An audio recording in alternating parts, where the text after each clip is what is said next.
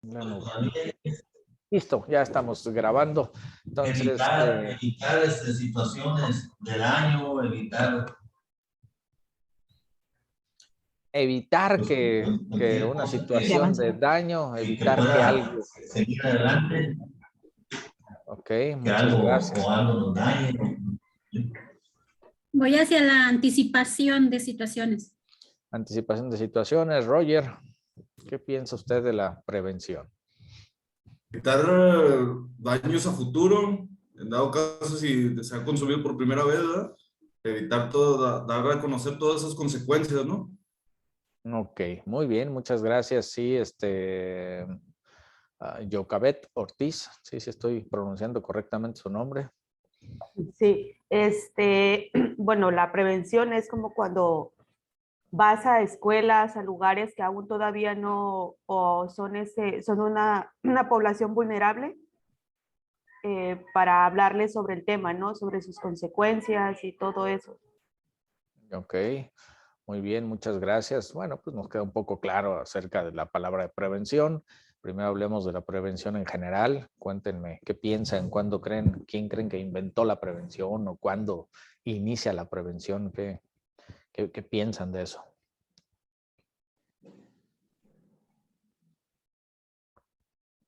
Señor Daniel.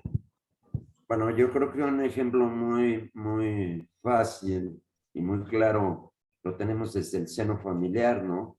Desde pequeños, cuando nos advierten de aquellas situaciones que pueden llevarnos a un riesgo en general.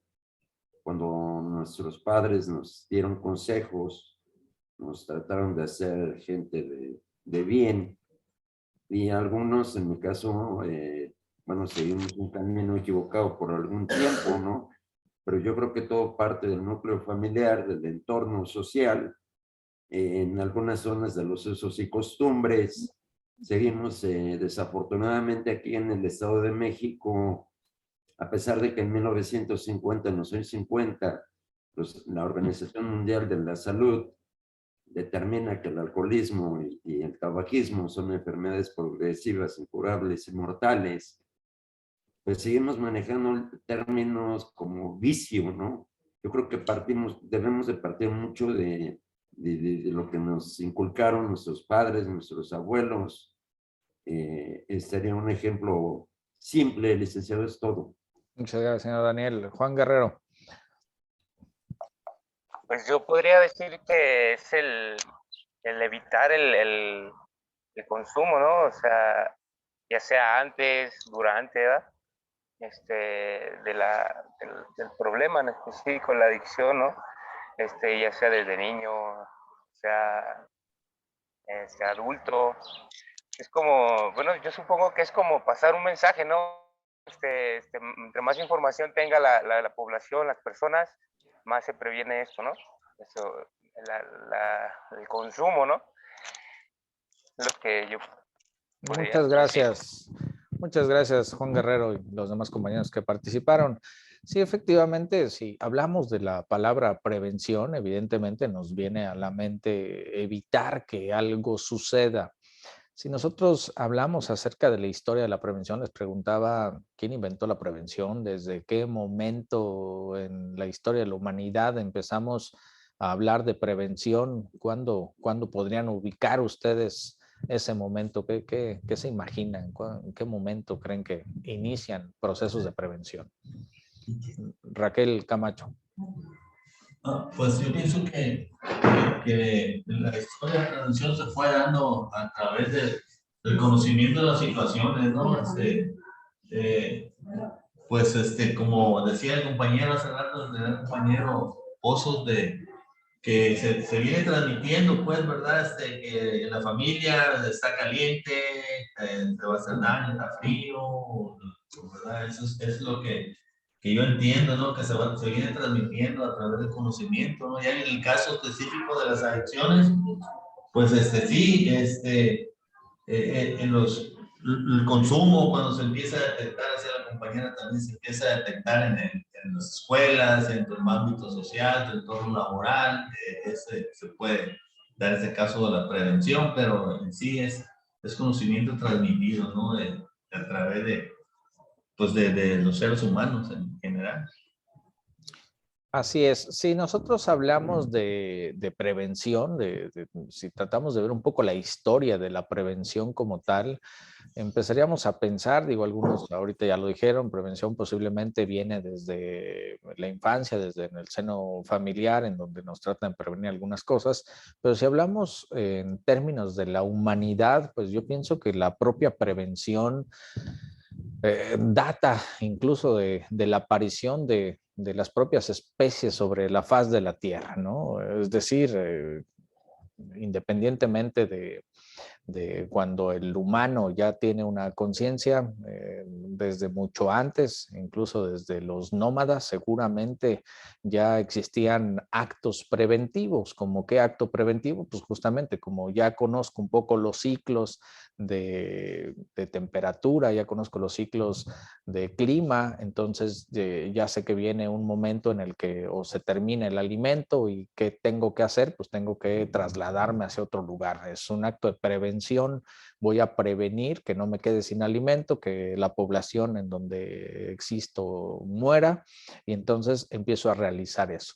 Posiblemente desde antes, no solamente con la humanidad, con el hombre, sino incluso los organismos, los animales han desarrollado en algún momento históricamente algunas características y actos preventivos, ¿no? Consciente o inconscientemente, si quiere llamarlo así, pero sí desarrollan o han desarrollado desde la propia historia de la aparición de las especies sobre la faz de la Tierra algunos actos preventivos, ¿no? ¿Cómo voy a prevenir no morirme? ¿Cómo voy a prevenir que no me casen, que no me coma alguien más en esta cadena alimenticia? Entonces, desde ese momento se empiezan a desarrollar actos preventivos. Digo, ya más adelante le pusimos un nombre, ¿cómo se llama eso? Se llama prevención, pero pues en realidad la prevención viene desde toda la historia de la humanidad. Si nosotros hablamos de espacios específicos en donde podríamos posiblemente determinar o especificar grandes momentos en la historia de la humanidad de la prevención, posiblemente, déjenme les comparto mi pantalla. Entonces podríamos de alguna manera pensar que estos actos preventivos, por ejemplo, si lo vemos en términos de salud, no solamente, no específicamente, estamos viendo en general, no específicamente en las adicciones, sino en términos de la salud, la definición que nos da la Organización Mundial de la Salud es que son todas aquellas medidas destinadas no solamente a prevenir la aparición de la enfermedad. Es decir, no solamente prevenir, dense cuenta aquí que en esta definición ya nos ponen algunas otras cosas, es decir, hay otros elementos, nos dicen tales como la reducción de los factores de riesgo, también a detener el avance y atenuar las consecuencias una vez establecidas. Es decir, en términos generales, la salud, la Organización Mundial de la Salud, lo que nos dice es que la prevención no solamente es evitar que algo suceda, sino también hay que reducir esos factores de riesgo, hay que detener el avance, es decir, si ya se presenta hay que detenerlo, también es un acto preventivo, y atenuar las consecuencias ya una vez que algo sucedió. Estas nuevas definiciones, por supuesto, hacen que el acto de la prevención se amplíe un poco más, es decir, no solamente nos vamos a quedar únicamente en evitar que algo suceda y si ya sucedió, entonces ya no hacemos nada. No, también podemos hacer acciones que se pueden llamar prevención. Y no todo lo que hacemos una vez que ya sucede un evento es tratamiento, ¿no? Vamos a ir esclareciendo un poquito más al respecto de eso.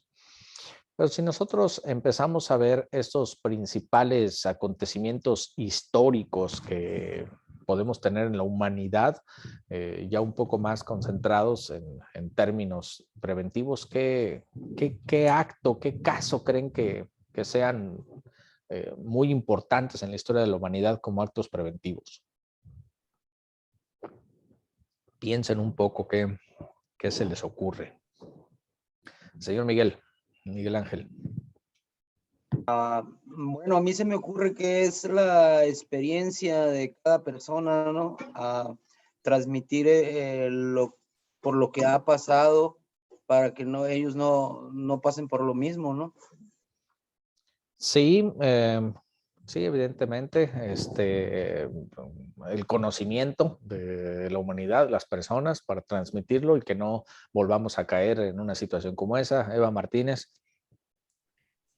Para mí los principales acontecimientos son los de supervivencia. Ya lo mencionaba usted, desde los inicios de la humanidad, creo que es el aprendizaje de los actos y los resultados lo que nos lleva a no repetir algunos errores que nos pudieran poner en peligro de extinción o de muerte. Así es, muchísimas gracias. Aunque hay ahí grandes paradojas en la historia, ¿no? Aunque le digan, no vayas a regresar con tu ex, no, yo voy a regresar, ¿no? A ver qué sucede. No, mira, ya te engañó, ya se llevó los papeles de tu carro, ya te robó, ya todo. No, yo quiero regresar porque con mi amor va a cambiar. Bueno, a veces hay grandes paradojas en la historia, pero efectivamente lo que se trata de la creación de la historia es justamente no repetir algunos datos, ¿no? Es prevención, justamente aquellos actos en donde establecemos la salud de la humanidad, en donde preservamos la vida, evidentemente son los grandes actos que podemos nosotros identificar como preventivos. Y uno de ellos, justamente uno de estos actos, y lo vemos ahora muy adecuados a esta pandemia que estamos viviendo, es la creación de las vacunas, justamente con lo que nos decía nuestra compañera Eva Martínez, es preservar la vida, ¿no? Lo primero es preservar la vida. Los grandes esfuerzos que hemos hecho a lo largo de la humanidad justamente se refieren a eso. Ya hablábamos un poco acerca de incluso las épocas de cuando las personas empezó la humanidad y tenían que trasladarse a algunos lugares antes de la invención incluso de la propia agricultura, en donde los nómadas tenían que cambiar de lugar, pues era para preservar la vida justamente, ¿no? Para no ser atacados por las inclemencias del tiempo, para seguir comiendo, es preservar la vida. Pero uno de los hitos más grandes posiblemente de la historia de la humanidad es justamente con la aparición de las vacunas.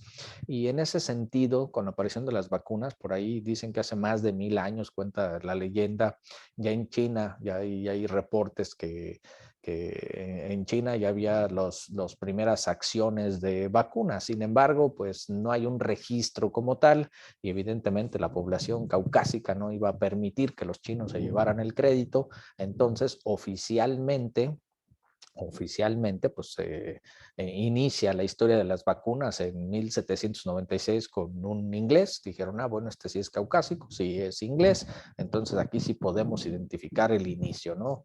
No antes ni con otra población.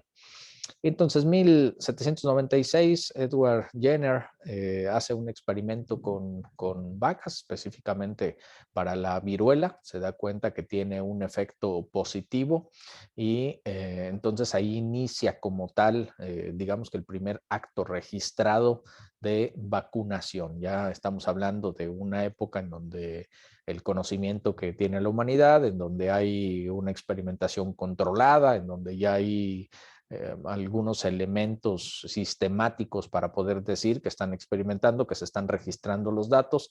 Entonces, bueno, pues este es el nacimiento. 1796, pónganle atención a la fecha. Se realiza después por ahí por el siglo XIX, Luis Pasteur hace la siguiente generación como tal de vacunas y como tal pues le nombran vacuna gracias a los experimentos de Jenner, gracias a que él estaba trabajando con vacas, entonces pues así ese es el nombre que se le da, ¿no? a las vacunas como tal. Más adelante, 1977, ya como tal hay una erradicación de la viruela a nivel mundial, ¿no? Es decir, son grandes eventos, grandes hitos en la historia que lo que nos hacen o nos datan a actos preventivos. ¿Cómo vamos a prevenir la aparición de una enfermedad? Bueno, pues vacunando a las personas, ¿no? Si ya se descubrió la vacuna, vamos a evitar que las personas en algún momento de la vida adquieran una enfermedad mortal, que sean víctimas de pandemias. Antes de esas fechas, recordemos que ha habido pandemias a nivel mundial también, que han matado a muchas personas en el mundo. Entonces, ¿cuál es la forma de evitar eso? Pues son de los grandes momentos en donde podemos determinar como actos preventivos, ¿no? Vamos a prevenir que mueran mucha población en la ciudad. Yo creo que es uno de los elementos más importantes, ¿no? El desarrollo de las vacunas. Más adelante, hasta 1991, ya estamos hablando de nuestra era totalmente, bueno, el 77 también, la erradicación de la poliomielitis a nivel mundial. 1991 apenas estábamos erradicando la poliomielitis a nivel mundial. Entonces, pues ha ido un poco lento este asunto de las vacunas, el desarrollo de las vacunas, pero pues de alguna forma adecuado. Si lo vemos, eso es a nivel mundial. Si lo vemos en México, México ha sido una nación privilegiada en cuanto al sistema de vacunas. Y es hemos sido privilegiados pues principalmente porque nuestra propia historia, es decir, recordemos que en algún momento fuimos una colonia española y que muy desafortunadamente gracias a ellos trajeron la vacuna, pero también trajeron la cura de algún momento. Entonces, en 1804, el doctor Balmis introduce la vacuna antivarilosa aquí en México.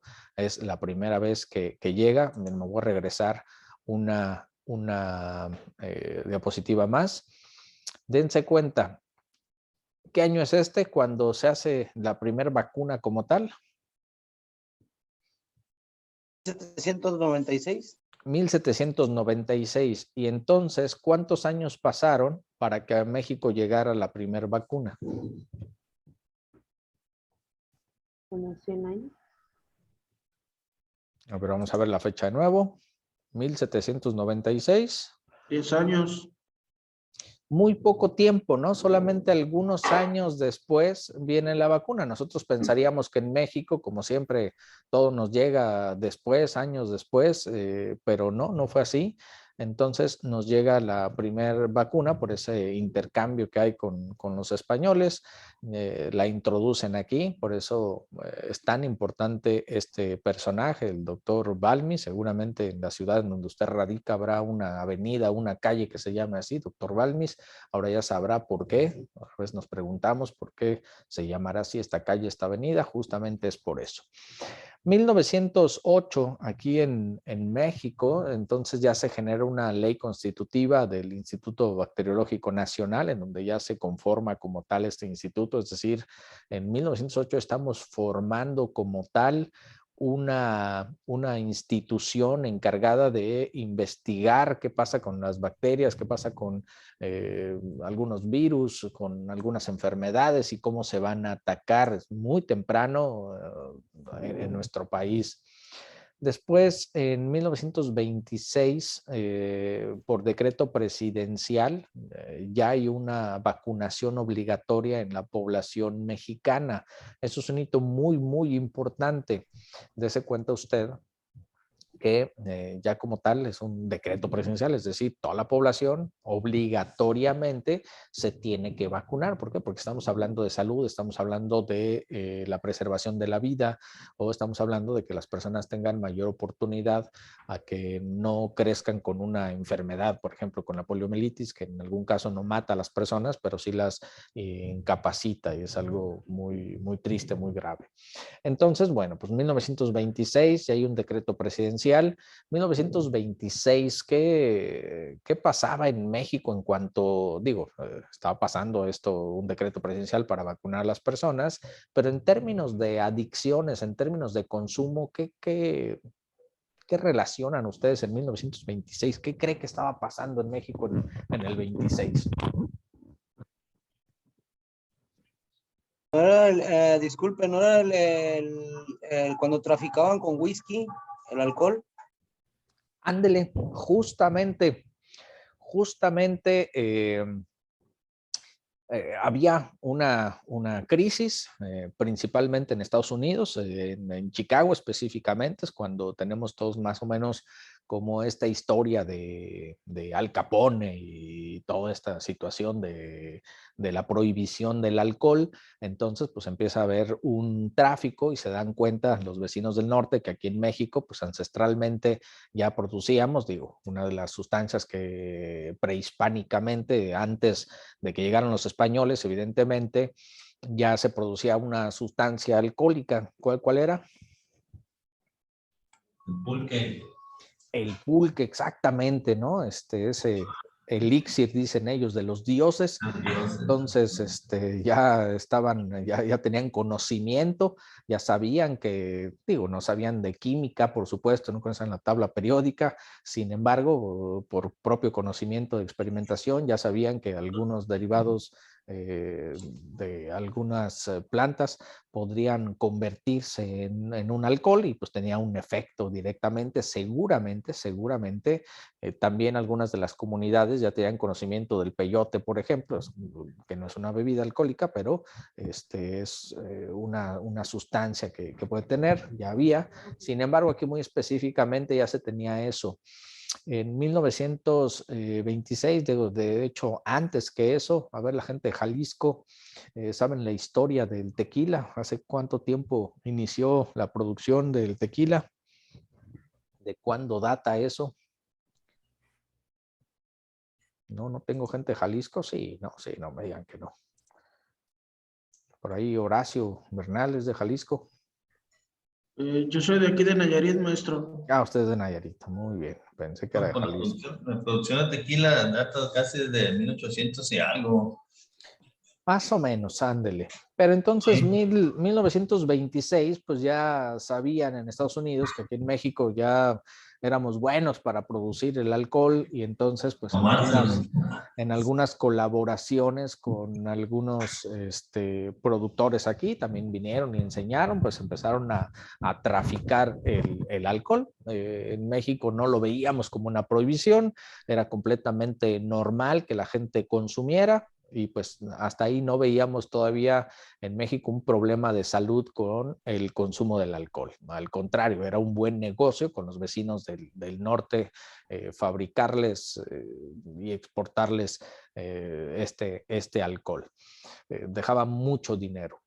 Es decir, mientras lo estaban viendo como un problema de salud en otros países, aquí en México no se veía como un problema de salud. Por lo tanto, todavía no montábamos un programa preventivo, no lo visualizábamos como un problema. Un poco más adelante, en 1939, ya como tal se generan los primeros biológicos en México. Ya no se tienen que traer de otros lugares las vacunas, sino ya nuestras propias instituciones pueden generar sus propios biológicos para atender la demanda nacional. Como siempre, pues el problema es la distribución, pero ya en el 39 ya sucedía. En el 39, hablando acerca de las sustancias, principalmente de las más conocidas, el alcohol, ¿ustedes creen que teníamos algún tipo de intervención con el alcoholismo, por ejemplo, o con el consumo de sustancias en México?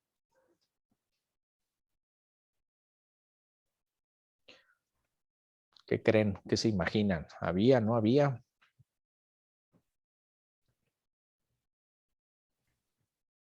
No, de plano, nadie. Yo creo que no. Yo creo que Opino que no.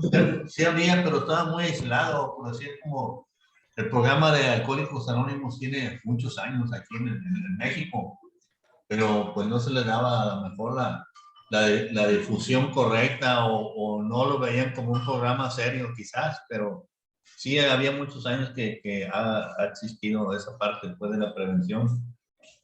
Yo creo que no, porque el alcoholismo no estaba considerado todavía como algo que afectara la salud, algo dañino. Era como un hábito, era como decir, voy a una fiesta, tomo, o era como algo normal, algo cotidiano, socialmente aceptado. Así es, efectivamente, en 1939 todavía no veíamos aquí en México como que el hecho del consumo de sustancias y bueno, específicamente lo que se conocía era el alcohol, en algunos momentos tabaco, pero principalmente el consumo del alcohol no se veía como un problema, aunque evidentemente pues ya seguramente había personas con problemas de alcoholismo, pero todavía no había datos tan característicos. Todavía no sabíamos que era una enfermedad, que podía ser un problema, se normalizaba. Entonces, más adelante, en 1951, tenemos el último caso de viruela en San Luis Potosí. Ese es el último que se registra en la historia de nuestro país. 1951, brincamos del 39 hasta el 51 y es el último caso. Es decir, hablamos de que un programa preventivo de salud está teniendo éxito. Ya como tal es nuestro último caso de viruela. Hay un éxito en estos programas preventivos en la salud. Sin embargo, en las adicciones, ya para el 51, ¿ustedes creen que teníamos como tal algún programa preventivo? ¿Teníamos algo con respecto a las adicciones y específicamente el alcoholismo? ¿Qué creen? ¿Qué se imaginan? 1951.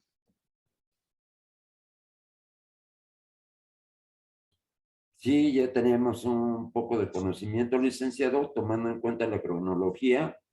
Sabemos de antemano que el programa de Alcohólicos Anónimos nace, bueno, dice la fecha, 10 de junio de 1935. El primer grupo que se abre aquí en México es en 1946, aunque las juntas eran en inglés, pero yo creo que ya se tenía un poco de prevención desde el 46, ¿no?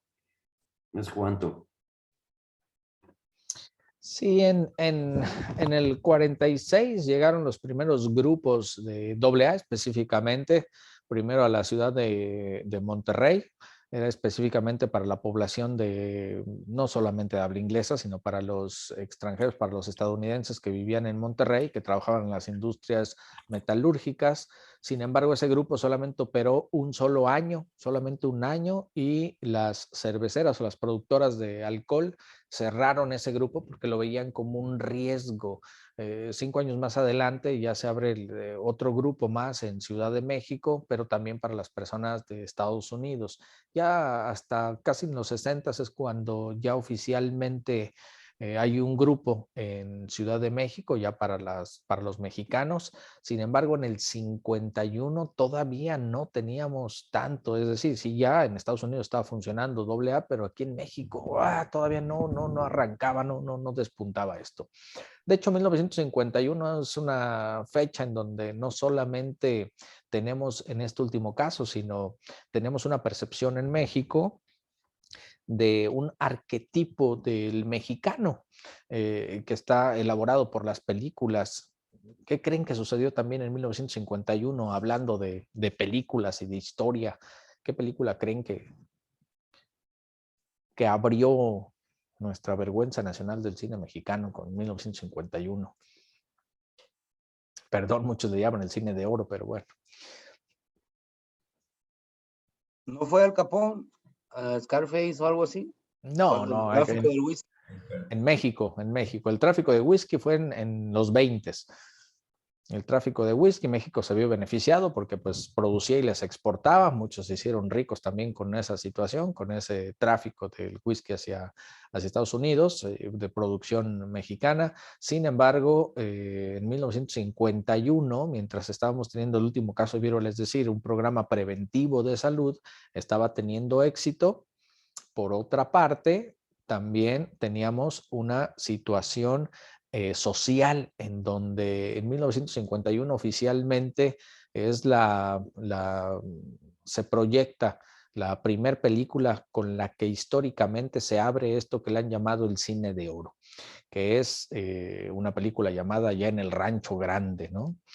Y todo esto tiene que ver, ¿por qué tiene que ver? Porque esa película de allá en el Rancho Grande, pues es el inicio de este cine de oro que está característico por identificar ese arquetipo mexicano. Es lo que llevó hacia otros países esa tendencia que tienen y que siguen desafortunadamente creyendo todavía en otros países, que aquí andamos vestidos de charros con una pistola en el cinto, maltratando mujeres. Bueno, eso no ha cambiado tanto, ¿eh? Maltratando mujeres y siendo borrachos mujeriegos, tampoco ha cambiado mucho. Por eso les digo, la vergüenza del cine nacional, que después se le llamó el cine de oro, pero todo tiene una historia, ¿no? No sé si desviarme a platicarles esa historia o mejor me callo. Bueno, entonces, el asunto con el sí, les platico rápido. ¿Por qué se le llamó cine de oro? Bueno, pues porque empezó estas películas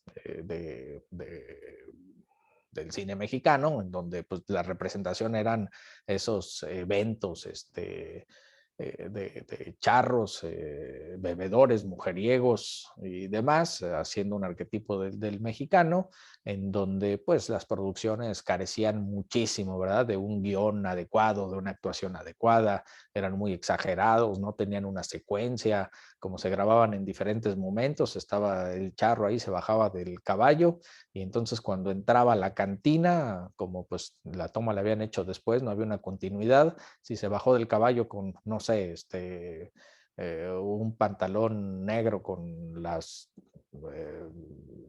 adornos de caballitos, entraba y pues ya era otro traje el que traía diferente, entonces estaba desecuenciado, parecía un chiste. Por eso en el cine internacional pensaron que era a propósito, que era como un tipo de apología o algo, y entonces pues pensaron que era arte, pero bueno, pues en realidad no. Sobre todo más adelante viene otra época del cine más vergonzosa todavía. ¿Cine de qué fue? Cuéntenme. Ya vi que varios se rieron. Por ahí. De las ficheras. Ándele, el cine de las ficheras, exactamente. Entonces, pues se mancha nuestro cine nacional, se mancha nuestro nombre como mexicanos con el cine de las ficheras y entonces pues eso nos obliga a voltear hacia el pasado y decir, híjole, creo que entonces la película de los charros, creo que entonces pues es nuestro cine de oro, ¿no? Como tratar de separarnos de ese cine espantoso de ficheras.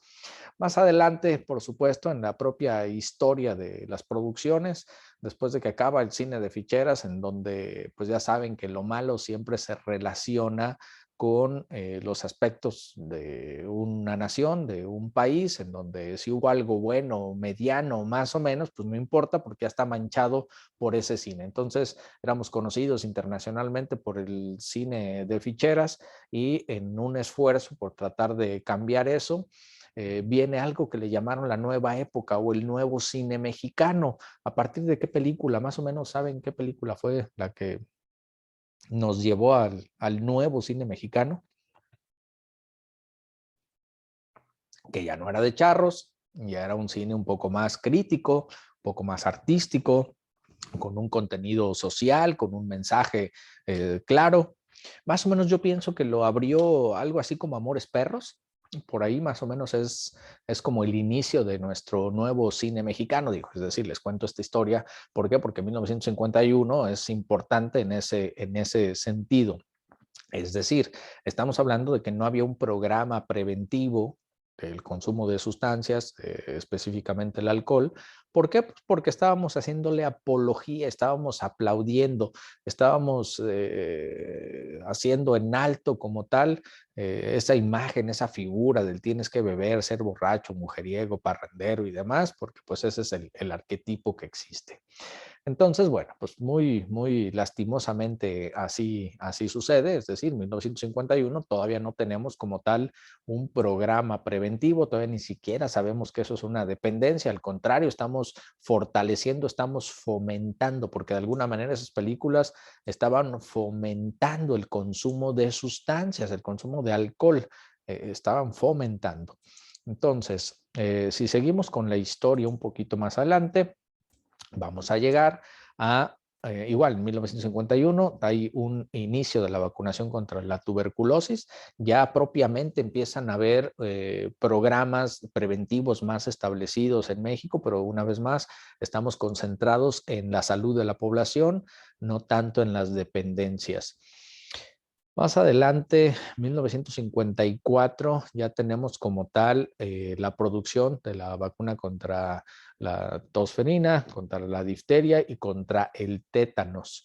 En 1962, que más o menos es cuando ya empieza a aparecer AA acá en México, tenemos una vacuna antipoliomelítica oral, ya hay oral y ya empieza a haber un poco más de acceso hacia toda la población. 1970 hay vacuna antisarampión en las épocas de los años de los 70 y entre esa década, entre los 70 y los 80, ya como tal se establece la primer jornada intensiva de vacunación. Recuerdan que años antes había sido un decreto presidencial, sin embargo, no había una jornada como tal, ya aquí en los 80 entonces ya se conoce ya un plan, un programa preventivo, ahora sí, muy bien establecido, muy bien diseñado, con mucho dinero invertido para que atender a toda la población. ¿En qué consistía estas jornadas intensivas de vacunación? ¿Quién lo recuerda más o menos? Sí, ya aquí hay personas que nacieron un poquito antes que eso, ¿verdad? Poquito nada más, ¿eh? No quiero ventilar a nadie. A ver. ¿Qué sucedió ahí? ¿Cómo eran esas jornadas intensivas? ¿Recuerdan? Pues iban las enfermeras de casa en casa a vacunar. Ándele, iban las enfermeras de casa en casa a vacunar, aquellos que íbamos a la escuela en esos menesteres, ya me balconé con la edad, no le hace, yo que quería evitarlo, pero ni modo, ya me balconé, íbamos a la escuela primaria y entonces pues no había opción de decir que no, todo mundo formadito y pasaban ahí con su hielerita y a todo mundo a justiciarnos las enfermeras, ¿verdad? No había forma de decir que no, en esos momentos no había posibilidad alguna de que los padres de familia se negaran, era un decreto presidencial, era una obligación, entonces todavía no veíamos, no visualizábamos tanto este asunto de los derechos humanos y que yo tengo derecho a decir que no quiero y estas cosas como ahora suceden, ¿no? Ahora las personas a partir de esos momentos, más o menos como de los 90s, hay un movimiento de personas antivacunas que dicen, no, yo no quiero vacunar a mis hijos, yo quiero exponerlos a que se me mueran, posiblemente pasa, posiblemente no, eso ya será otra situación, pero yo decido que no quiero. En ese momento no había posibilidad de decidir, era completamente obligatorio, había un desplegado de enfermeras justamente que iban a las primarias, a los centros de salud, que iban a las comunidades, escuelas, mercados, en todos lados estaban ahí vacunando personas. Entonces podríamos hablar que aquí en México es una de las primeras como tal, digo, aunque ya había actos preventivos, ya lo vimos en la historia, había actos preventivos previos. Sin embargo, yo creo que este es el momento en el que se abre como tal esta primera jornada intensiva, como ya un programa más planeado, más estratificado.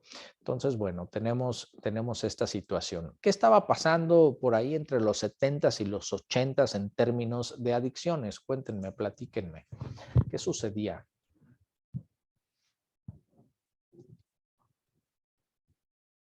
No. A ver. Si me permite, bueno, ya había varios grupos de alcohólicos anónimos. Obviamente adoptamos la corriente de hora y media, pero en 1975 nacen los grupos Condesa. Nacen a través de dos compañeros, el compañero Virgilio, el licenciado Guillermo Magaña Reyes. Ellos van a Nueva York, exponen que por la sangre latina que tenemos, la gente no se quedaba en los grupos y a partir de ahí piden la autorización para trabajar como 24 horas. Les dicen, bueno, pues vivan su experiencia. A través de ese suceso nacen la corriente Condesa, que hasta el día de hoy perdura, y de ahí viene pues una serie de gamas de de grupos, ¿no? Neuróticos Anónimos, Narcóticos Anónimos, basados en los principios de Alcohólicos Anónimos. ¿Es cuánto, Lick? Muchas gracias. Muchísimas gracias. Muy buen conocimiento que tiene el señor Pozos y efectivamente en esa década entre los 70s y los 80s es cuando empieza el boom total de los grupos de AA aquí en México y es cuando empiezan a crecer por todos lados, como ahora crecen los Oxxos en cualquier esquina y empiezan a haber grupos de AA con aquella tradición de la hora y media, en donde ya las personas están trabajando exclusivamente como lo marcan los lineamientos específicos de AA, de hora y media, totalmente voluntarios, nada más. Sin embargo, ante las necesidades que existían o que se generaron por nuestras propias características, por nuestra población mexicana, entonces las familias empezaron a dar cuenta que sus familiares estaban bien unos días cuando iban al grupo, pero llegaba el fin de semana, viernes, sábado y domingo, pues otra vez más se puso mal el usuario y entonces hay que regresarlo al grupo otros días y así sucesivamente. De tal forma que muchas de las familias empezaron a presionar de alguna manera estos grupos de hora y media para tratar de dejarle a sus usuarios ahí en un tratamiento residencial. Todavía no existían como tal los tratamientos residenciales, sino que eran grupos de hora y media, pero los familiares llegaban y le decían a los encargados de los establecimientos, oiga, por favor, recíbame a mi usuario, en vez de que esté ahí durmiendo en el kiosco, pues mejor que esté aquí en su casa, ¿no? Por supuesto, los encargados de esos lugares les decían, no puedo atender a su usuario, no puedo tenerlo aquí porque pues este es mi hogar, solamente lo abro hora y media y no puedo tenerlo. De tal forma que más o menos empezaron, digo, como lo dice el señor Daniel Pozos, alguna corriente condesa trató de hacerlo de una manera adecuada, pero como siempre hay personas que no hacen las cosas adecuadamente y empezaron a recibir a personas en sus establos como tal. De ahí viene ese nombre que se le da ahora que conocemos a los centros de tratamiento, muchas veces que les han llamado granjas. ¿Ha escuchado usted que les dicen? Lo van a engranjar al muchacho, es una granja. ¿Han escuchado? Bueno, pues de ahí viene justamente de que estas personas que tenían un grupo de AA, pues los ponían en la parte de atrás de su casa, los tenían pernoctando, pues en la granja, en donde tenían ahí a los chivos y a los borregos, pues ahí mismo también tenían a las personas, en situaciones inhumanas, por supuesto, ¿no? Pero pues la familia lo había solicitado. Más adelante se dieron cuenta que eso no era muy adecuado, por supuesto, y entonces trataron de librarse de ese nombre que ya se conocía en la población como granjas, y entonces dijeron, no, espérame, yo aquí tengo mi grupo AA, y ese lugar en donde tengo a las personas ya no es una granja, ya es un anexo de mi grupo AA en donde los puedo tener. Entonces empieza a popularizar un poco más el nombre de anexo y pues ya era como, ya me libro, ya no soy granja, ya soy anexo. En ese momento, pues sonaba algo muy bueno, es decir, prevenir que la población me identificara como un lugar en donde doy malas prácticas, y entonces ya no soy granja, soy anexo, estoy generando estas estrategias preventivas, pero pues más adelante estos anexos tomaron o han tomado muy mala fama, por lo cual hemos ahora migrado, ahora ya nadie queremos decir tengo un anexo, ¿no? Ahora que decimos, tengo mi clínica, ¿no?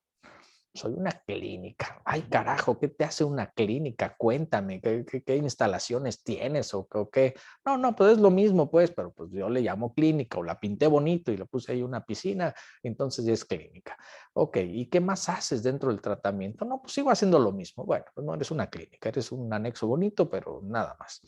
Pero bueno, no me voy a desviar en esas cosas, en esos menesteres tristes.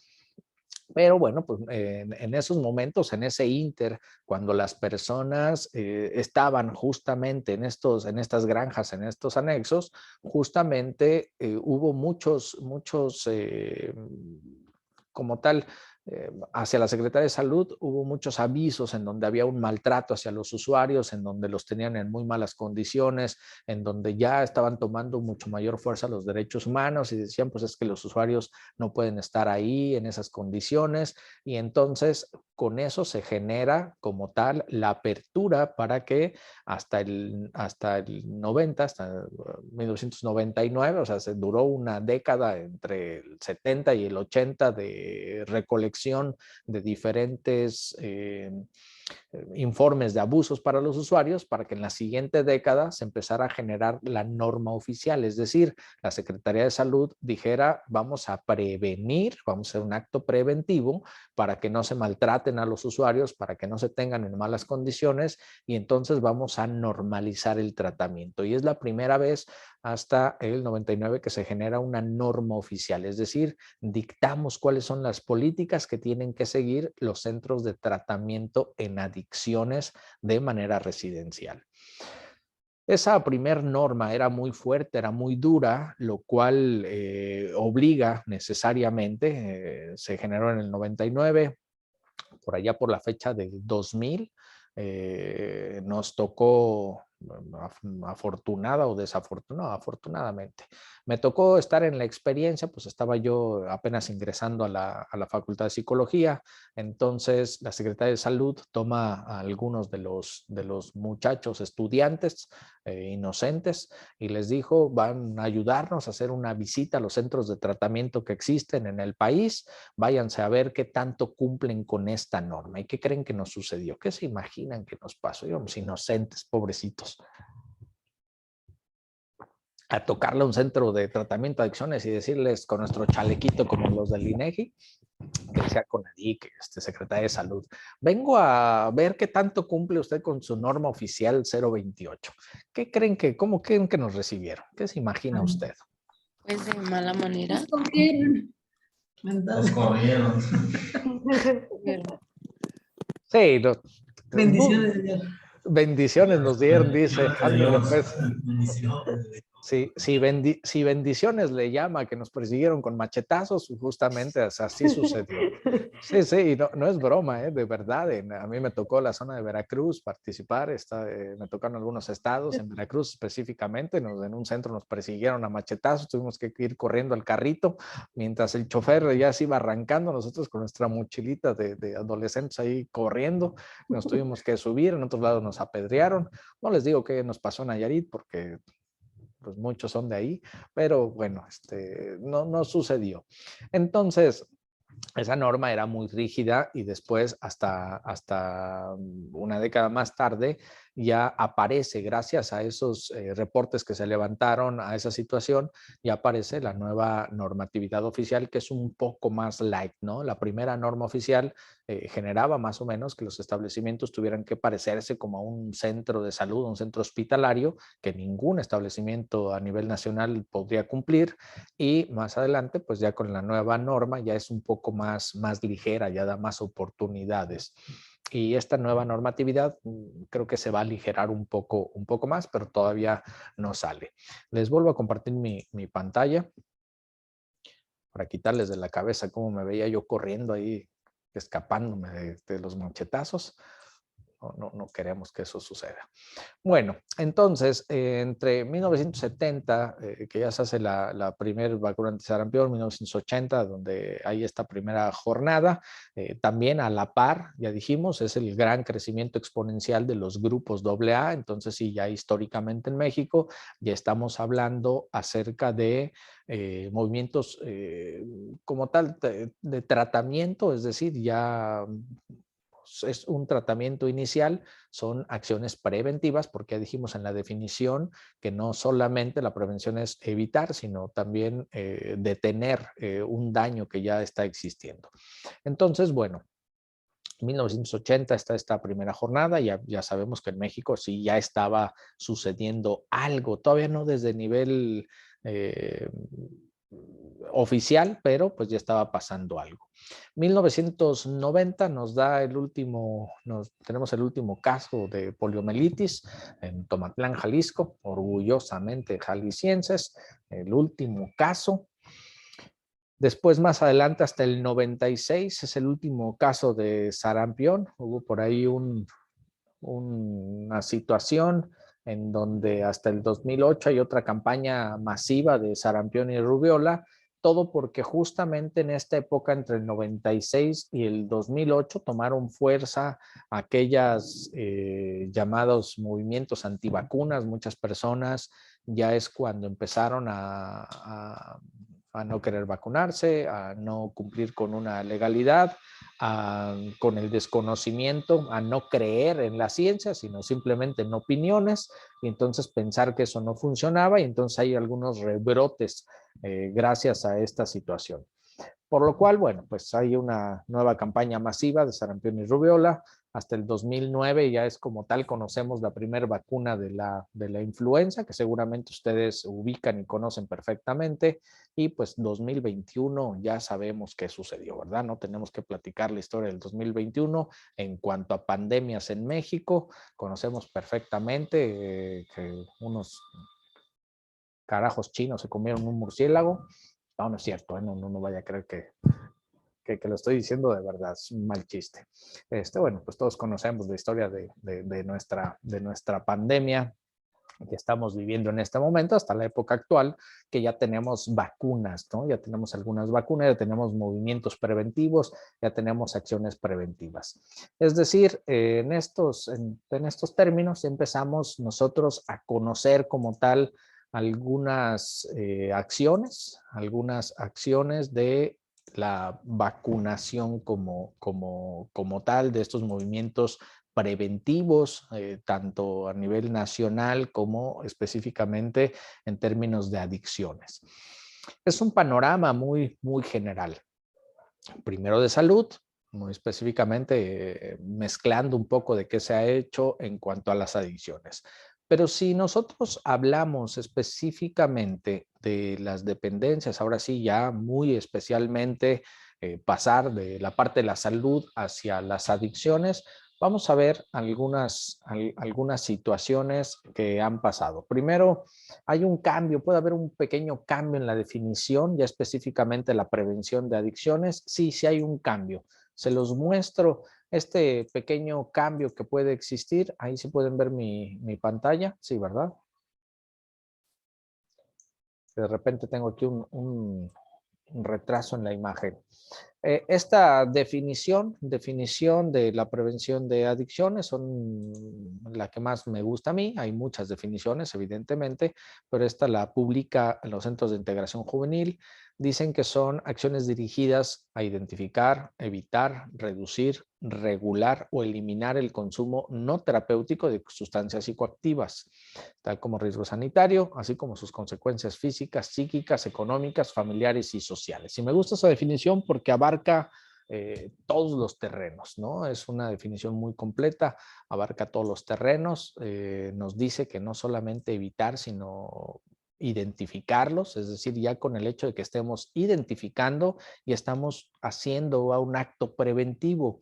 En la era actual, el hecho de hacer actos preventivos no se trata solamente de evitar, sino podemos contribuir con identificar, evitar, reducir, regular, eliminar ese consumo no terapéutico, también hacer algo hacia las consecuencias físicas, psíquicas, económicas y sociales. En ese sentido, si nosotros hablamos de programas preventivos, ahora sí ya estamos hablando de programas de salud en el mundo y después en México, ahora hablemos de programas preventivos en México, en el mundo, perdón. Estos programas, quizá probablemente uno de los hitos históricos más conocidos es el caso de Suiza. ¿Alguien de ustedes sabe qué pasó en Suiza? ¿Por qué lo estoy nombrando? ¿Qué sucedió? Por allá por la época de los 80s más o menos. También vivimos otra pandemia, cabe resaltar, y que por supuesto como pandemia nos impactó aquí en México. A ver, cuéntenme, ¿qué pasó en los 80s? Ya todo el mundo había nacido en los 80s, ¿verdad? O no, dice Janel Sánchez, no hombre, ¿qué voy a estar naciendo en los 80s? Yo soy de los 90s para acá. Sharon Vega también dice que no, y bueno, tengo mucha gente. Yo también, entonces. Yo Oh, pues dice de lo de Suiza, licenciado. Pero antes de Suiza, cuénteme, ¿qué pasó? Una pregunta de parte de las jeringas. ¿Qué pandemia tuvimos en los 80s? Desconozco. ¿Aquí en México? No, en Suecia. ¿Suiza? No, Pues digo, a nivel mundial, si es una pandemia, es mundial. ¿Qué pandemia tuvimos? Si hablamos de pandemia es porque es a nivel mundial. ¿Qué pandemia tuvimos en los 80s? VIH. VIH. El VIH, justamente, tuvimos una pandemia del VIH que mucho estaba relacionado con otra pandemia más. Ahí se nos cruzaron diferentes situaciones. En algún caso, los medios de comunicación no nos hicieron una relación tan grande, pero a la par del VIH también estábamos sufriendo como humanidad una gran pandemia que era la pandemia de la heroína. Ya más o menos ubicaron la historia, la pandemia de la heroína, había gran consumo. Para aquellos que en esos momentos pues estábamos jóvenes, estábamos niños, pues ni enterados estábamos, sucedió. De lo que nos enteramos, evidentemente, pues era del VIH, porque pues era publicado en todos los periódicos, en todas las noticias nacionales. Ya saben cómo somos los mexicanos, no se tardaron ni 3 meses y ya estábamos haciendo la cumbia del SIDA. Por supuesto, no íbamos a permitir que pasara la oportunidad. Entonces, a raíz de toda esta pandemia, pues lo que conocimos fue eso. Pero este SIDA estaba siendo potencializado justamente por el consumo de la heroína. Señor Miguel Ángel Guzmán. Sí, maestro, también fue cuando iniciaron pues lo de las películas esas de traficantes y todo eso, ¿no? Estaban dando, promoviendo, ¿no? A través del cine. Otra vergüenza del cine nacional, más o menos, ándale, por ahí, la banda del carro rojo y bueno, qué vergüenza de cine hemos tenido. Pero bueno, sí, efectivamente, haciéndole apología, digo, esa apología no ha terminado, todavía si usted escucha las canciones de banda y los narcocorridos y demás, seguimos haciéndole apología, nos encanta hacerle apología a ese tipo de situaciones y que si yo soy Gabino el Villar y que si las metralletas y los kilos y demás, ya sabes, cosas, situaciones, seguimos enalteciendo ese tipo de conductas y de acciones, pero pues no ha dejado de suceder, normalmente pasa, ¿no? Lo que en otros países sí han detenido, sí han tratado de cambiar esa imagen. Por ejemplo, si usted visita Chicago, si usted tiene la oportunidad de ir a Chicago algún día, la mayoría de las personas cuando escuchamos Chicago nos viene a la mente inmediatamente, lo relacionamos con justamente Al Capone, con justamente toda esta parte del crimen organizado, pero si usted va a Chicago, técnicamente no se encuentra absolutamente nada que le haga apología a eso. Una que otra tienda de souvenirs se encontrará que vendan algo relacionado con Al Capone, pero son muy pocos. Tratan de enaltecer otras actividades, otras cosas que ha engrandecido a Chicago y no esa situación. Pero aquí en México, pues las cosas son distintas, ¿verdad? En Sinaloa, ¿hay alguien de Sinaloa por aquí? En Sinaloa tenemos, imagínese usted, tenemos el altar a un narco, imagínese, hasta lo hicimos santo, imagínese usted, y ahí está, ¿no? Y todavía lo relacionamos con la Iglesia Católica, imagínese la vergüenza que uno siente con ese tipo de cosas. ¿Cómo se llama ese narco? Verde. Malverde. A San Malverde, ¿no? Y ahí está su altarcito y todavía es destino turístico, ¿no? Llegas a Sinaloa y te quieren llevar a ver, imagínese usted, ¿no? O el Panteón de los Narcos. Bueno, no me dejen que me desvíe de cosas, me da coraje ese tipo de situaciones, pero bueno. Entonces, sucede en este tipo de situaciones.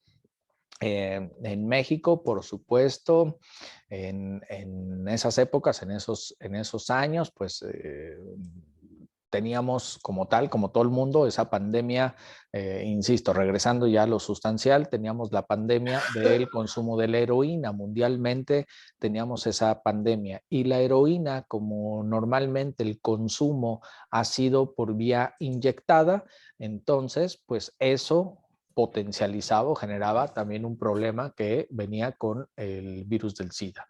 Entonces, fue un problema mundial, fue un problema muy grave. Insisto, fue una pandemia, todos los países se vieron afectados por este gran consumo de las sustancias y en el caso de Suiza, que es un referente mundial de la atención a la salud, es un país que de toda la vida de primer mundo, que ha destinado muchos millones de dólares hacia la educación y específicamente hacia la salud, hacia la investigación. trataron de hacer algún tipo de actividades para detener esta situación y cuando vieron que no podían, entonces tomaron una decisión que, como ya lo vimos en la definición, hicieron algo llamado reducción del riesgo, que también forma parte de los programas preventivos y probablemente es uno de los primeros momentos históricos que podemos hablar de grandes programas preventivos con políticas completamente diferentes. Pero ahora sí, veamos entonces qué pasó en Suiza. ¿Alguien más o menos sabe qué sucedió? ¿El señor Daniel? Bueno, hasta donde recuerdo, hubo la crisis por la heroína, como usted comenta, y Suiza implementó un programa que se llamó Los Cuatro Pilares, que fue la prevención, la terapia, la prevención de riesgos y una más que se me va, pero ellos, como usted comenta, llevan 25 años trabajando, previniendo más que nada, ¿no? El problema que tuvieron tan fuerte en esa época, licenciado, es todo. Muchas gracias, señor Daniel. Muchísimas gracias. Sí, evidentemente, Suiza, ante esta gran pandemia de la heroína que se presentó, justamente como nos dice el señor Daniel, hubo una estrategia de los 4 pilares que le llamaron en cuanto a prevención, terapia, reducción de riesgos y control y sanación. Esos fueron los 4 pilares normales en que ellos hicieron este tipo de intervenciones. Ya más adelante vamos a ver un poco a detalle qué hicieron. Dentro de la prevención, pues trataban de sensibilizar a las personas, o sea, es decir, no solamente darles información, sino sensibilizarlas a través de educación, de asesorías, de programas nacionales. ¿Para qué? Para reducir el consumo y evitar nuevos consumidores. Entonces, su programa era eso, no solamente en dar información, sino en sensibilizar y la diferencia es muy grande, ¿no? Entre solamente informar y sensibilizar. ¿Qué otro de los pilares? Evidentemente la terapia, no sean malos. Ayúdenme quien tenga el micrófono abierto, que creo que hasta está desayunando. No sean así, yo no he desayunado. No me presuman, no sean malos. Ayúdenme, por favor.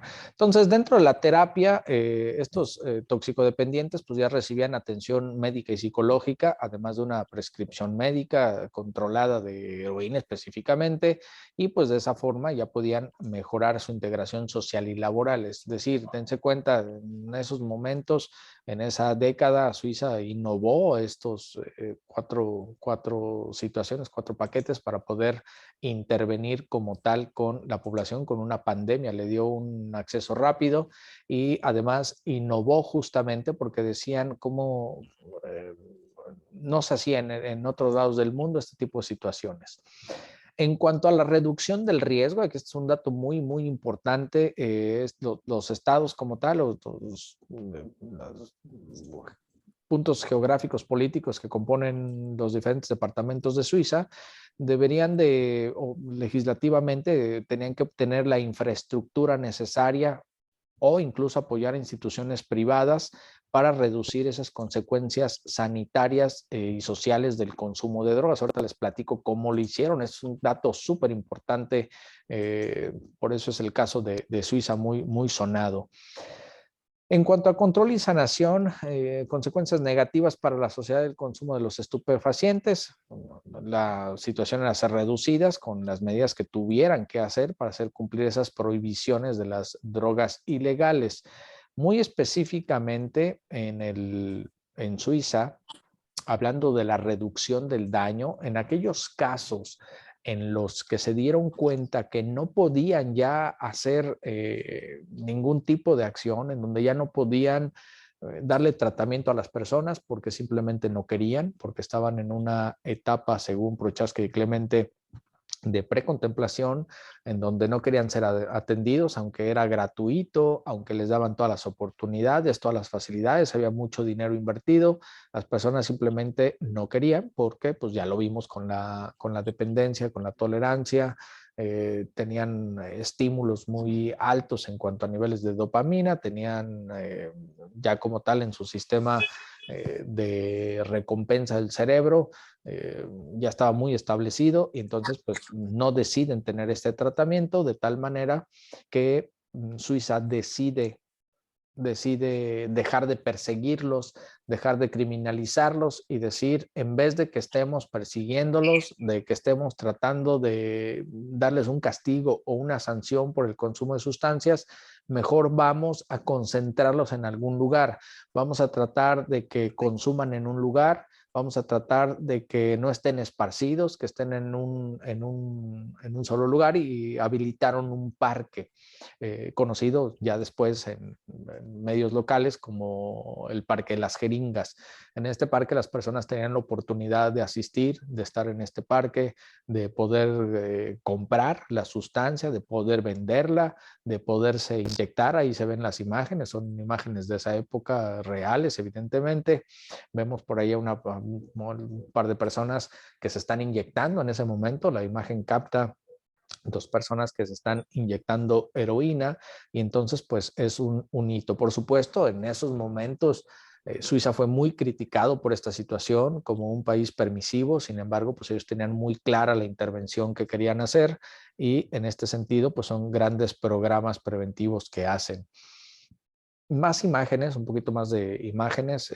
Dice ahí junio de 1990, personas en ese parque inyectándose ya cuando tienen lastimadas algunas partes del cuerpo, como las venas o las manos normalmente, o cuando alguna persona más no les puede inyectar en el cuello, pues buscan algunas otras alternativas, ¿no? Como pueden ser las piernas. Estamos hablando ahí ya de personas que llevan mucho tiempo consumiendo, que ya se han dañado, que tienen graves daños en el cuerpo por este mismo situación del consumo.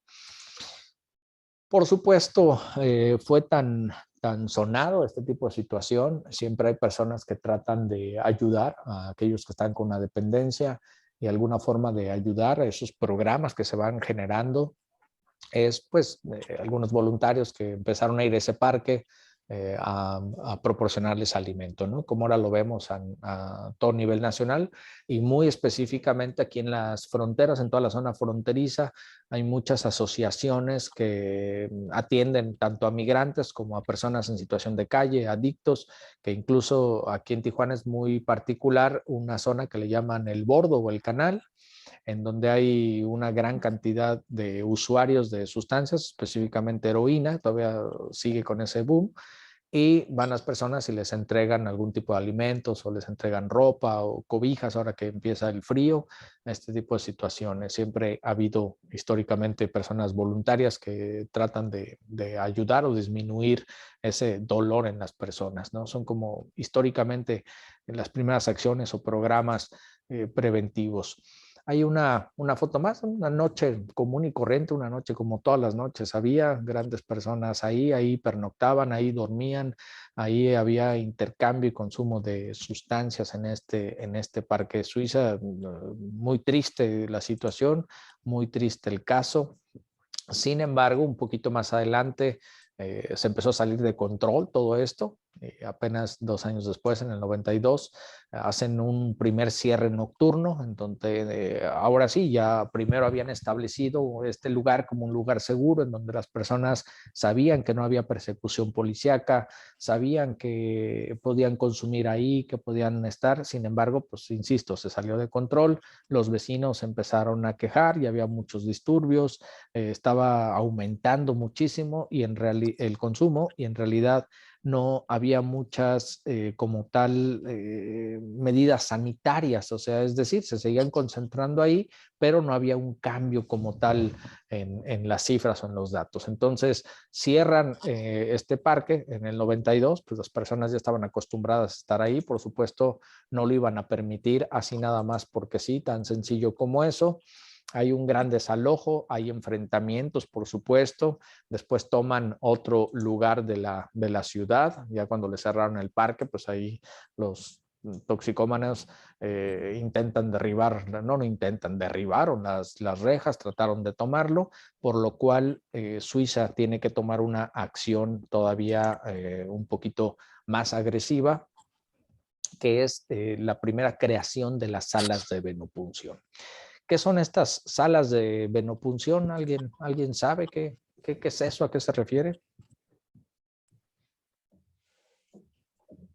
Yo creo que había lugares donde te podías pues inyectar, ¿no? Y ahí mismo te suministraban el equipo para inyectar, te daban jeringas y te daban tu fórmula. Yo, bueno, creo que eso, no sé. Así es, efectivamente, no solamente el hecho de brindarles un espacio a las personas para que puedan consumir era suficiente para poder garantizar la salubridad. Lo que se trataba era justamente de evitar algunas infecciones. Insisto, esto se combinó con el virus del VIH, con el SIDA. Entonces, a partir de eso también, por el intercambio de jeringas, se empiezan a aumentar los números de hepatitis, por ejemplo, y tenían que hacer algo, no solamente brindarles eso. Entonces, Suiza piensa y dice, bueno, vamos a reducir ahora sí como tal el riesgo. Si no podemos evitar que lo hagan, si no podemos ponerlos a todos en una situación carcelaria, si no podemos, sí, evitar que estas personas consuman, lo que sí vamos a evitar es que se sigan expandiendo las enfermedades. ¿Cómo lo vamos a hacer? No solamente vamos a habilitar este parque, sino lo que tenemos que hacer es crear estas salas de venopunción, en donde nosotros como gobierno, nosotros como Suiza, lo que vamos a hacer muy específicamente es entregarles, hacer un programa de intercambio de jeringas y que las personas cada vez que se vayan a inyectar, nosotros les regalamos la jeringa. La condicionante para saber que realmente estas personas están intercambiando jeringas, es decir, que están utilizando una nueva y no intercambiándose entre ellos o reutilizándolas, que aumente el riesgo de infecciones, lo que tenemos que hacer específicamente es garantizar que una vez que las usen, entonces las tiren y nosotros les regalamos una nueva. Igual en un espacio seguro, en un espacio limpio, en algunos momentos les podemos incluso brindar las condiciones para que lo puedan hacer tranquilamente, y de ese momento se empezaron a utilizar estas salas de venopunción. Les vuelvo a compartir la pantalla. Entonces, en estas salas de venopunción, más o menos así es como lucían hasta el 2014, 1,500 personas toxicómanos dependientes a la heroína recibieron dosis bajo prescripción médica, es decir, evaluaban el caso de cada uno de ellos. No solamente había la sala, sino tenían oportunidad de consulta gratuita. Y a partir del tipo o la cantidad de sustancia y el tiempo en que habían consumido, entonces les indicaban una medida. Perdón que me distraiga, mi atención dispersa no me permite. Ayúdenme a apagar. ¿Quién tiene el micrófono prendido? Por favor. Están viendo que soy distraído y todavía le mueven al cascabel. ¿Quién? Déjenme identifico quién está. Creo que es Sol García. Sol García, no sea malita. Ayúdeme, por favor, ayúdeme si es usted tan amable. No está viendo mis problemas de atención y me hace la maldad. Listo.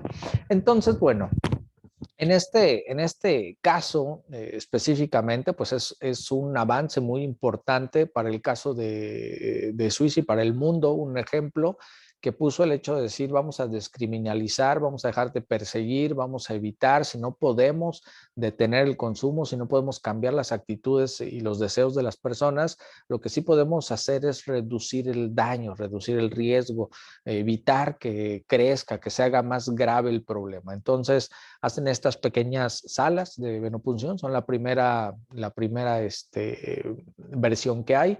Insisto, tenían una consulta médica, les indicaban cuánto deben de consumir, les proporcionaban un espacio, estaban supervisados, ellos tenían que tirar como tal estas jeringuillas, y más adelante evolucionó ese programa a otros lugares ya con accesos más controlados, en donde incluso les daban una dosis de metadona. Es súper interesante esto. Una vez que termine este módulo el día de hoy, a partir de mañana, si todavía, van a estar ustedes presentes en su plataforma educativa, y ahí les voy a subir los links a unos videos, a una entrevista muy buena todavía que hay del 2014 de alguien que que es usuaria de las salas de venopunción. Van a poder verlas por dentro. Les voy a subir mucho material también para que en algún momento, si lo pueden leer o quieren hacer referencia, con todo gusto puedan tenerlo. Creo que tengo preguntas por ahí. Déjenme desactivo la presentación. Jaime Alberto Cortés. Sí, profe. Fíjese que en algunos casos, algunos adictos recurrían a pedir ayuda, ¿no? Estaban dándose cuenta que los estaban ayudando a morirse y pedían la ayuda, ¿no? Como tal, a un programa de recuperación, ¿no? Porque también se les daba esa opción, ¿no? Así es, efectivamente. Sí, en algunos casos pues se daban cuenta, ya decimos, en algún momento las personas que tienen una dependencia cambian de etapa, cambian en esas etapas, en las etapas de Prochaska y Clemente, y entonces se sienten motivados a generar un cambio. Si este cambio no es seguido por un profesional y que los está ayudando, que esté sostenido, pues seguramente van a regresar a una etapa previa. Es por eso la gran importancia de conocer bien las etapas del cambio en que las personas se encuentran, para que los procedimientos que nosotros hagamos, tanto de prevención como de tratamiento, sean eficientes. Muchas gracias, Jimmy Cortés. Miguel Ángel Guzmán. Sí, profesor, oiga, yo estuve en Estados Unidos por ahí en los 90 y tantos, y yo me tocó ver personas que consumían heroína y que decían que iban a una clínica y les daban medicamento sobre eso. No sé si inyectado o cómo, pero iban a una clínica y los apoyaba el gobierno. Sí, efectivamente, muchos de los países, incluyendo México, diseñamos algunos, pero diseñamos, me estoy incluyendo, como si yo hubiera estado en la mesa. Algunos países en su Secretaría de Salud diseñaron algunos programas muy específicos para tratar de reducir el consumo de la heroína, y entonces se hicieron las clínicas de metadona. También es un caso muy interesante en México. De hecho, todavía hay un par de clínicas de metadona que siguen funcionando en México a manos de centros de integración juvenil y que están en las fronteras, porque todavía hay mucha población consumidora de heroína. De hecho, se pensaba en algún momento, a principios de los 2000, que ya estaba un poco erradicada como tal de nuevos casos la heroína. Sin embargo, en reportes actuales nos damos cuenta que mucha de la población está regresando a la heroína. En muchos casos, las personas buscando una sustancia llamada fentanilo, pero lo que les venden en realidad es heroína, ¿no? El vendedor les dice, ah, sí, es fentanilo, lo que tú quieras que se llame, porque está de moda, porque lo has escuchado, pero le siguen vendiendo heroína. Jaime. Sí, yo era consumidor de heroína. Como en el 2004 aquí en Nayarit hubo una clínica de metadona, la cual solamente duró, pues escasos, yo creo, un año, menos del año. No le fue a funcionar. Al fin de cuentas yo nomás iba a la cura, pero al final al medicamento nomás para que minimizar el malestar físico, y volví a consumir heroína otra vez. Y así muchos adictos lo hacíamos de esa manera.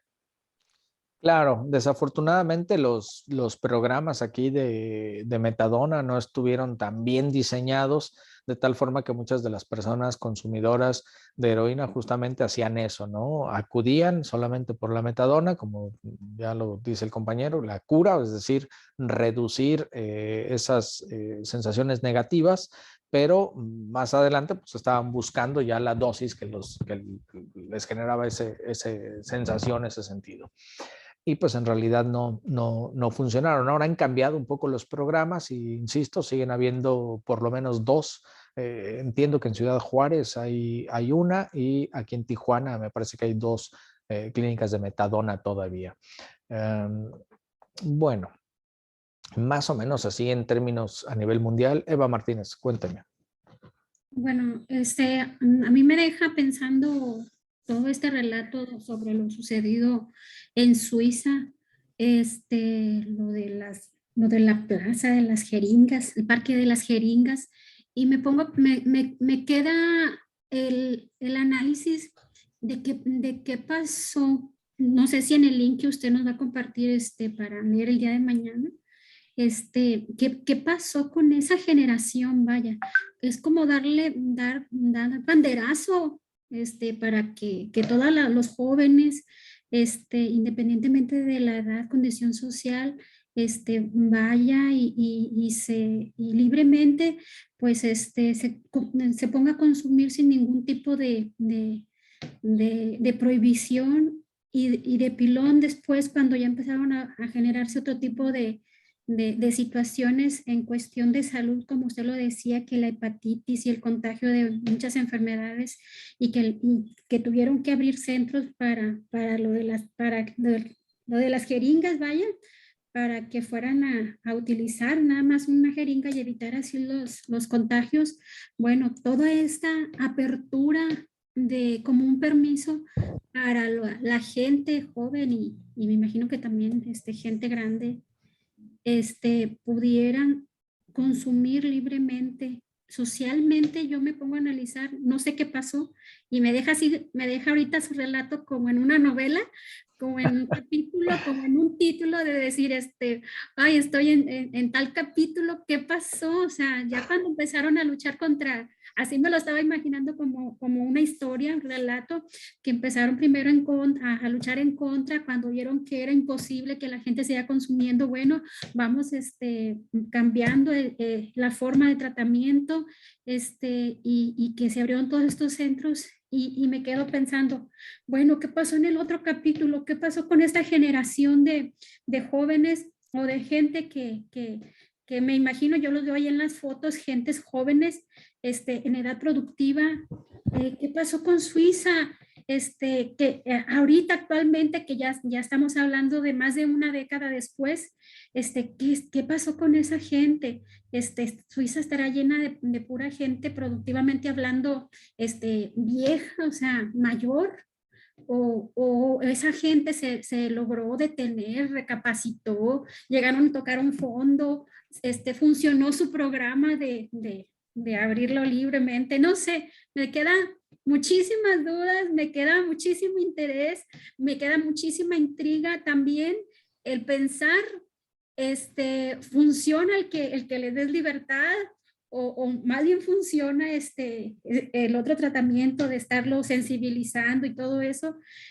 Me gustaría saber, ojalá que el link que usted nos vaya a compartir, pueda leerlo y me deje, no sé, una respuesta a qué es lo que pasó, porque realmente sí es muy interesante saber.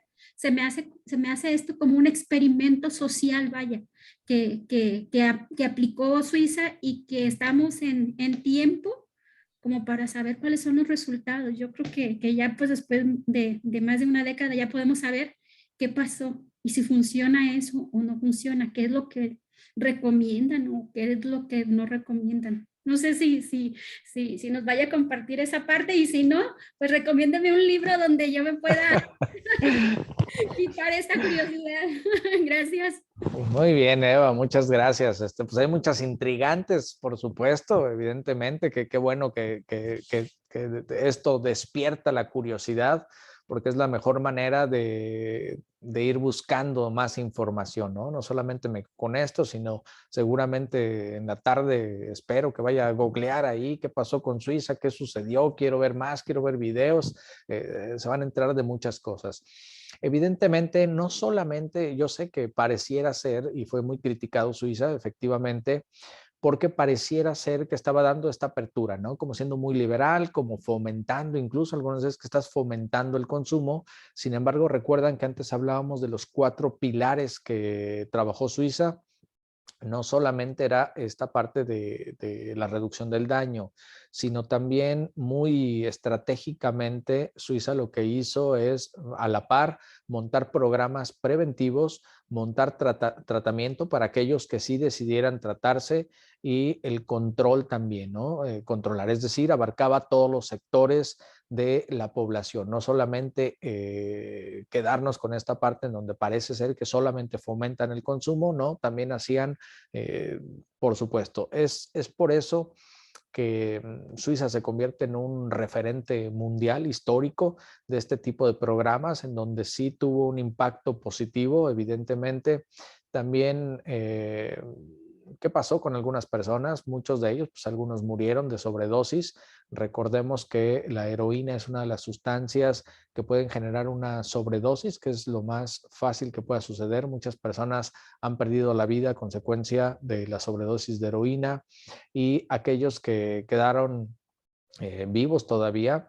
Hay muchas personas en Suiza hasta el 2014, todavía van a ver ese reportajito, ese video, que siguen asistiendo a esas salas, y que es gente ya grande, gente que ya tiene 55, 60 años y todavía son adictos a la sustancia y acuden diario. Ya están muy establecidos, ya tienen hasta un sistema de huellas dactilares, se identifican, pueden entrar al edificio porque ya están registrados, tienen ahí la oportunidad de consumir, les dan las sustancias, se las venden a un precio muy, muy bajo, de metadona. Ellos llevan no les venden la heroína, ellos llevan su dosis, les regalan la jeringa, se tienen que inyectar enfrente de las personas, de quien está revisando la sala. Les entregan una jeringuilla nueva, y una vez que se acaban de inyectar, tienen que tirar esa jeringa en las famosas cubetitas rojas que conocemos de riesgos sanitarios. Entonces ahí desechan esas jeringas y no les regalan otra más para que se la lleven, para obligarlos a que ellos regresen. A diferencia de México, por ejemplo, aquí en México nosotros estamos acostumbrados a que si usted quiere conseguir una jeringa, simplemente va a cualquier farmacia de la esquina, que pululan en todos lados, con las entradas de los doctores Simis y las consultas rápidas. Ahí hay farmacias igual en todos lados. Uno va y consigue una jeringa en cualquier lugar a un bajo costo. En otros países no es tan fácil conseguir una jeringa, se necesita una receta médica, se necesita tener una prescripción para conseguir una jeringa. Entonces las personas por eso reutilizaban o se compartían las jeringas.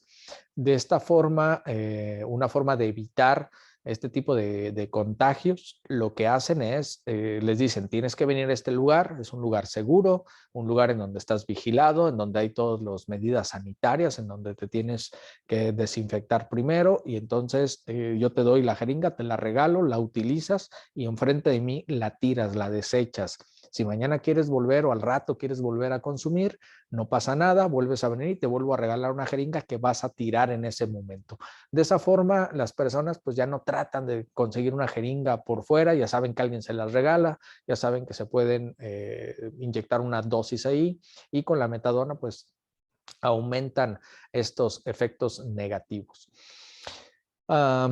¿Qué pasa? Sí, muchas personas murieron, otras tantas siguieron en la dependencia, continuando todavía con este tipo de sistemas, pero en términos generales tuvo muchísimo éxito, sobre todo porque aquellos programas preventivos, es decir, pensando en las poblaciones menores antes de consumir la sustancia, trataron de evitar que hubiera este consumo y darle tratamiento a algunos otros que lo deseaban. Pero es una historia súper interesante. Ojalá tengan la oportunidad de revisar los documentos y los videos que les voy a subir en la plataforma educativa, que puedan ir revisando, y también por su cuenta, ¿no? Ver algunos casos en cuanto a este tema del caso en Suiza específicamente.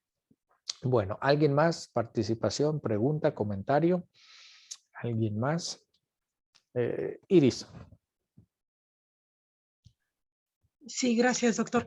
Mire, en relación a esto también me quedaba con mucha curiosidad como Eva, ¿no? Voy como a la parte con ella, ¿no? De las comentarios también. Yo creo que en relación a eso, un cambio de política como el que usted comenta de Suiza y como el que he visto en algunos documentales en Canadá, me parece, este cambio de política al final yo creo que sí da mucho mayor resultado que el hecho de que se margine o se sancione como se sanciona, por ejemplo, aquí en México, ¿no? Que incluso se margina también a esta población. Yo creo que podríamos aprender mucho más que el hecho de decir no consumas o esto está prohibido, porque al final esta persona va a buscar y va a encontrar la forma de consumir y lo va a hacer. Sí, entonces considero que dentro de esos cambios de política que inició Suiza y que yo no sabía que había iniciado en Suiza, yo erróneamente pensé que era en Canadá, sí contribuye a, a dar un mejor cambio, otra visión precisamente a lo que usted en inicio decía, que tiene que ver precisamente con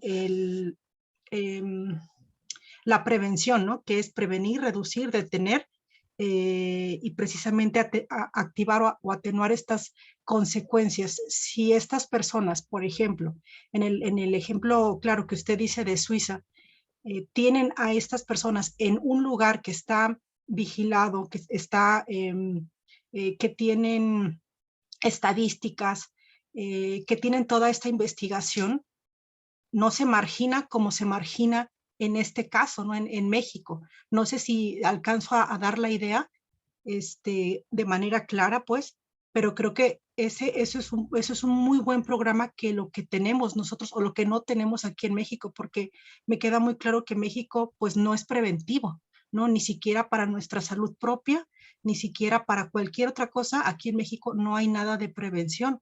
Usted lo decía con este ejemplo de este santo, ¿no? O creo que era santo.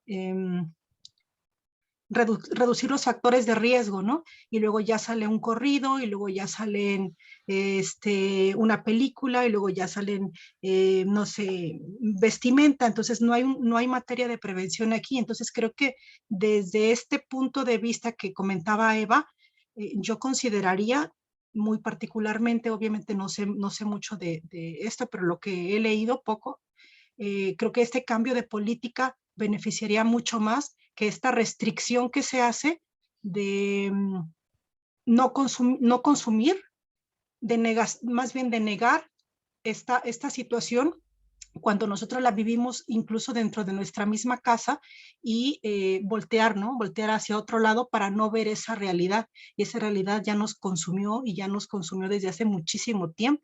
Entonces creo que creo, desde mi punto de vista, que es mucho mejor decir, ahí están, pero están cuidados, están bajo investigación, en materia preventiva, que podríamos sacarle mucho más provecho a negar esta situación, creo. Gracias. Muchas gracias. Sí, comenta datos muy interesantes, muy importantes, que tienen que ver con nuestra propia cultura mexicana, que tienen que ver con nuestra propia forma de ser heredada, lo que se nos ha enseñado, lo que hemos ido aprendiendo. Sí, efectivamente, aquí nuestra forma de afrontamiento del mexicano tradicionalmente es la evitación. Trato de confrontar las situaciones negativas de mi vida, ¿no? En muchos casos, ya les decía, he estado metiche en muchos lugares, he trabajado en algunos hospitales. Cuando estuve en el Nacional de Cancerología, nos dábamos cuenta que las personas, evidentemente, en sistema hospitalario, en sistema de salud, tratan de evitar las situaciones, ¿no? En otros países apenas te sientes mal y vas y consultas al médico y háganme análisis y tómenme todo tipo de situaciones. Aquí sabes que tienes predisposición a la diabetes, sabes que tienes predisposición al cáncer, sabes que ya andas mal y lo menos que quieres es ir a ver al médico, que te hagan un estudio, ¿no? Normalmente así funcionamos. Tratamos de evitar, no quiero hacerme el estudio porque no quiero saber qué es lo que tengo, ¿no? Déjame, acabo de tomar mi Coca-Cola y luego vemos, a lo mejor me siento mejor. Sí, tratamos de hacer eso.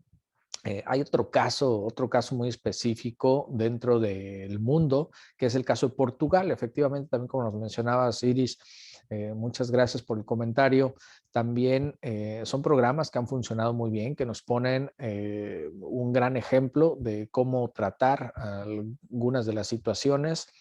Y el caso de Portugal, por ahí sí pueden anotarlo y si pueden buscarlo ya más adelante. El caso de Portugal es un caso súper importante porque es uno de los principales o de los primeros países que montan un programa de descriminalización del consumo y de la posesión de las sustancias. Es decir, en algún momento Portugal hizo como tal, quizá tomando en cuenta los programas de Suiza, dijo, ¿qué vamos a hacer? Pues ya nos dimos cuenta que si nosotros perseguimos, que si nosotros tratamos de criminalizar, los tratamos como criminales a los consumidores y los estamos persiguiendo, si los detenemos y los metemos a la cárcel por la posesión de cierta cantidad de sustancia, lo que estamos generando es que se estén alejando de los sistemas de salud, que se estén alejando del sistema gubernamental, específicamente salud y de la ley.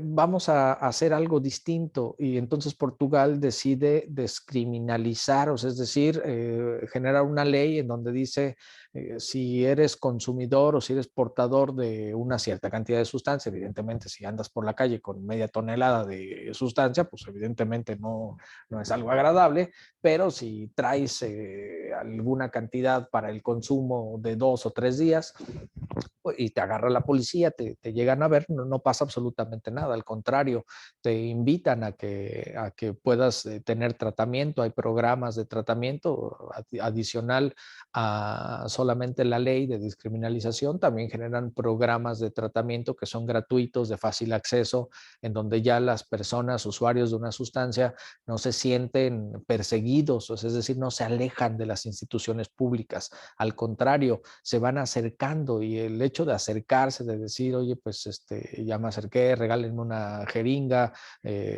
puedo tener una consulta, puedo hablar con un profesional, sí, claro, está abierto, bienvenido, genera más acciones positivas que el hecho de criminalizarlos, es una muy buena aportación, Iris Jaime. En México también, en Jalisco, Jalisco, no es cierto, en Monterrey, fue el primer lugar en donde un juzgado, una corte, trata de generar esta descriminalización, esta despenalización del consumo y de la posesión. Insisto, posesión en el sentido de cantidades adecuadas, ¿no? Evidentemente, si vas por la calle con 200 kilos, pues por supuesto que no vas a ser criminalizado, pero si es de una dosis de consumo personal, pues no pasa absolutamente nada. Entonces, búsquenlo, por favor. El caso de Portugal también es súper importante, súper interesante.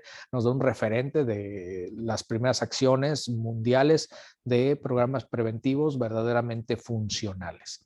Vamos a tomar unos 10 minutitos más. Ya veo que ya están cansados por ahí. Vamos a tomar 10 minutitos más para nuestro último segmento antes de ir al corte largo.